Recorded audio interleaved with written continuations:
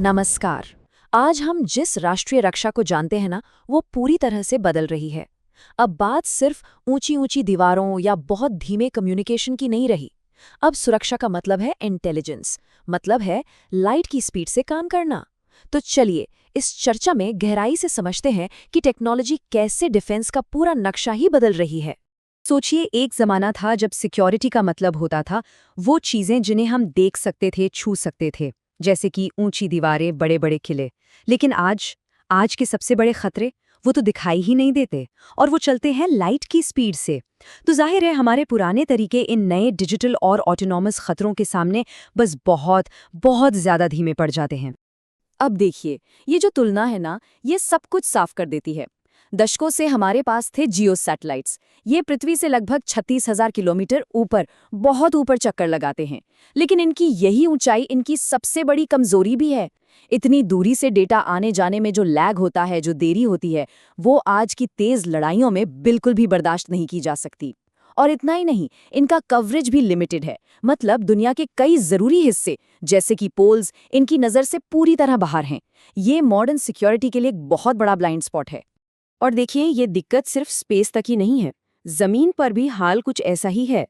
हमारी पारंपरिक border security, मतलब ये कंटीली तारें, ये दीवारें, इनकी भी कहानी वही है। ये आज के छिपे हुए और तेज रफ्तार खतरों के आगे बस रिएक्ट करने में बहुत ज्यादा वक्त ले लेती हैं। तो सवाल ये है कि इस स्पीड और कवरेज की प्रॉब्लम का हल क्या है? खैर, पहला और सबसे बड़ा जवाब हमें मिलता है ऑर्बिट से, एक बिल्कुल नए नजरिए से। और वो है लो अर्थ ऑर्बिट या लियो सैटेलाइट क्रांति। तो ये एलियो आखिर है क्या चीज? देखिए, इसे ऐसे समझिए, सैटेलाइट्स का एक बहुत बड़ा झुंड जो हमारे पुराने जियो सैटेलाइट्स के मुकाबले धरती के बहुत बहुत ज्यादा करीब चक्कर लगाता है। और जानते हैं ये मुमकिन कैसे हुआ? दो चीजों की वजह से। एक तो लॉन्च की कीमतें जबरदस्त तरीके से कम हो गई हैं, और दूसरा सैटेलाइट बनाने की टेक्नोलॉजी बहुत एडवांस्ड हो गई है। इन दोनों ने मिलकर सच में कम्युनिकेशन में क्रांति ला दी है। और इसके फायदे तो जबरदस्त हैं। एलियो से मिलता है सच्चा ग्लोबल कवरेज, मतलब पोल्स पर भी।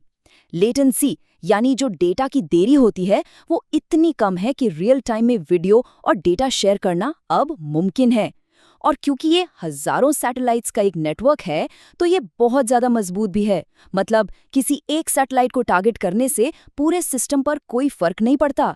इसका सबसे ताज़ा और सबसे बड़ा सबूत हमें यूक्रेन में देखने को मिला। लियो नेटवर्क ने वहां की सेना को तुरंत कम्युनिकेशन सेटअप करने में मदद की।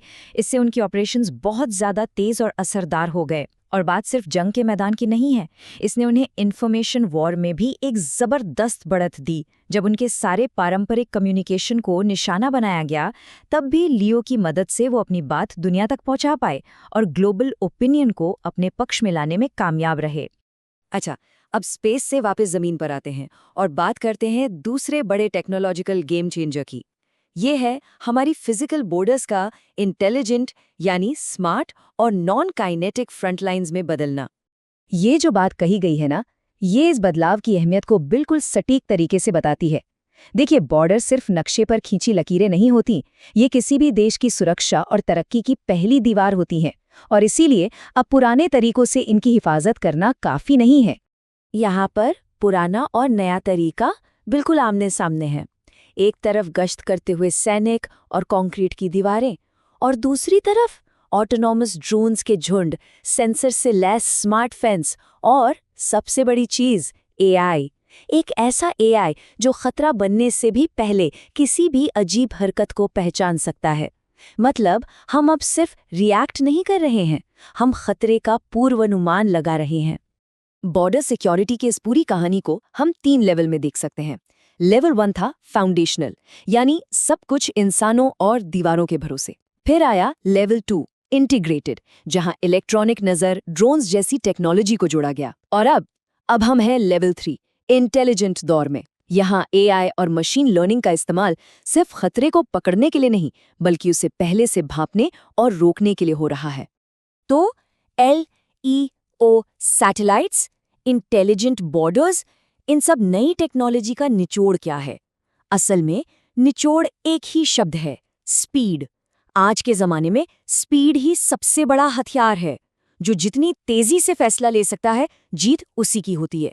और यहीं पर कॉन्सेप्ट आता है नॉन काइनेटिक वॉरफेयर का। इसका सीधा सा मतलब है दुश्मन को बिना गोली चलाए या बम गिराए हराना। कैसे? इन्फॉर्मेशन का इस्तेमाल करके, साइबर हमलों से, इलेक्ट्रोमैग्नेटिक तरीकों से। ये लड़ाई का एक कहीं ज्यादा स्मार्ट और सूक्ष्म तरीका है।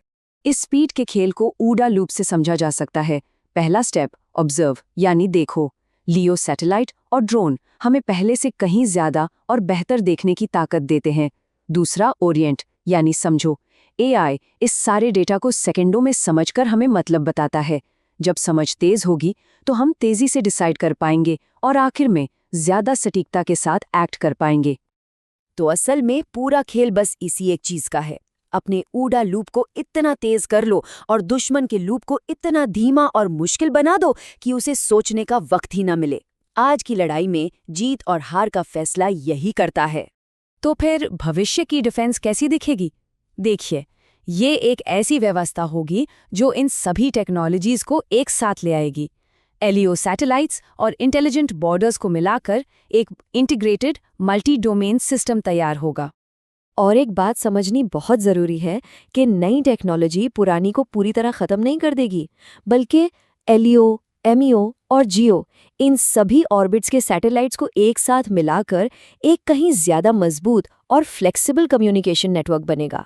मतलब हर ऑर्बिट की अपनी ताकत का इस्तेमाल किया जाएगा।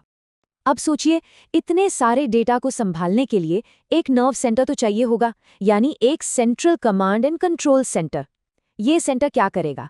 ये सभी एजेंसियों में तालमेल बिठाएगा, हर तरफ से आ रहे डेटा को जोड़कर एक पूरी 360 डिग्री तस्वीर तैयार करेगा और इसी की मदद से किसी भी खतरे पर बिजली की रफ्तार से एक्शन लेना मुमकिन हो पाएगा। और जब ये सब कुछ एक साथ आता है, मतलब स्पेस से मिलती लगातार कनेक्टिविटी और ज़मीन पर मौजूद स्मार्ट ऑटोनॉमस सिस्टम्स, तो ये इन्फॉर्मेशन की एक ऐसी सुनामी पैदा करता है जिसे हम 21वीं सदी का ब्लिट्जक्रिग कह सकते हैं।